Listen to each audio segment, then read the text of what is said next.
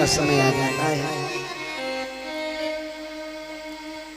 जिस समय महाराज जनक जी और मैया सुनैना आई, मेरी कन्या जा रही है, विदाई होगी, तो जनक जी ने मानो राम जी के चरणों में सर रख दिया। मेरी बेटी है, बड़े लाड़ प्यार से हमने पाला है, एक काम करना, जीवन में कोई गलती हो जाए तो मेरी बेटी को कोई कष्ट न देना। उस माँ ने अपनी बेटी को अच्छी शिक्षा दी कि बेटी आज से तुम्हारा घर छूट रहा है, अब तुम यहाँ से अपने ससुराल जा रही हो। बेटी जैसे आज तक तुमने इस घर की सेवा की है, इस घर को निभाया है, आज से वहां ससुराल में जाकर कभी निभाना। ध्यान देना, ऐसी शिक्षा जो माताएं अपनी बेटी को दे करके भेजती हैं, वो बेटी जिस घर में जाएगी उसे स्वर्ग ही बनाएगी।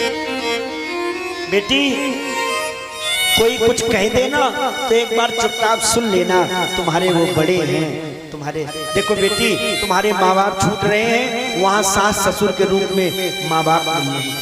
हम आप लोगों से कह रहे हैं शिक्षा दो बेटियों को ऐसे। बेटी तुम्हारे यहाँ माँ बाप छूट रहे हैं, वहाँ सास ससुर के रूप में माँ बाप मिल रहे हैं। यहाँ भाई छूट रहे हैं, वहाँ जेठ और देवर के रूप में भाई मिल रहे हैं। यहाँ बहन छूट रही है, वहाँ नंद के रूप में बहन मिल रही है। यहाँ भाभी छूट रही है तो देवरानी और जेठानी के रूप में भाभी मिल रही है। और पति तो मिल ही रहा है बेटी। ये रिश्ते बड़े अनमोल हैं बेटी। ससुराल में जाना, बेटी ससुरे में रहिए तू चांद बन गए। ए बेटी ससुरे में रहना तो चांद की तरीके से चमकना जाकर के ससुराल में। मेरे दूध को न ल जाना, कोई ऐसा गलत काम न करना जिससे तुम्हारी शिकायत हमें सुनने को मिले।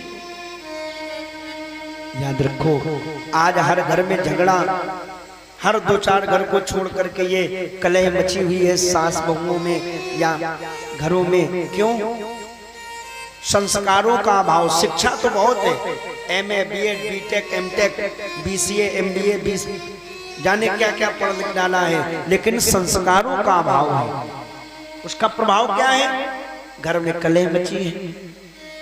क्या शिक्षा काम आ रही है? इसलिए संस्कार अच्छे हो। और जो बेटी को माँ ऐसी शिक्षा देती है कि बेटी जैसा घर ये है वैसा ही घर तुम्हारा ससुराल है। मैंने भी रिश्ते आपको गिनवा दिए, वही रिश्ते हैं। तो ऐसी शिक्षा देकर के जब बेटी को विदा किया, बेटी उन संस्कारों में रही और वहां जाकर के संस्कार किए, तो क्या घर बिगड़ेगा? कभी नहीं बिगड़ेगा। और जो माँ कह देती चिंता न करो बिटिया, तुम सास की चुटैया उठा दही मारो, फिर देख लेंगे क्या होगा, बताओ। अरे एक बात आपसे कहूं, आज जो रिश्ते मिल रहे हैं, ध्यान से सुनना मेरी बात को, आज जो रिश्ते नंद नंदोई मौसी मौसिया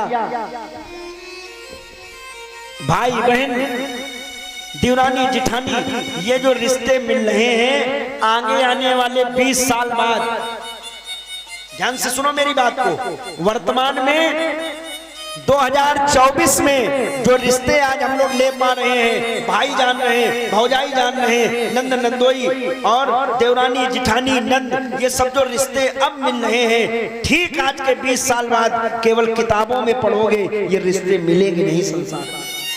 क्यों नहीं मिलेंगे? क्योंकि पहले हम दो थे, हमारे कई बच्चे होते थे। अब हिंदुओं की ये रीत है, अभी तक तो ये था हम दो हमारे दो, अब ये चल रहा है कि हम दो हमारा एक। अब बताओ, एक ही बेटा या बेटी होगी तो न कोई भाई भौजाई होगा उसका, न कोई नंद नंदोई, क्या बनेगा? 20 साल बाद जब वो बड़े होंगे, उनका विवाह होगा, तो क्या देवरानी जिठानी नंद नंदोई मौसी मौसिया बुआ फूफा ये रिश्ते रह जाएंगे?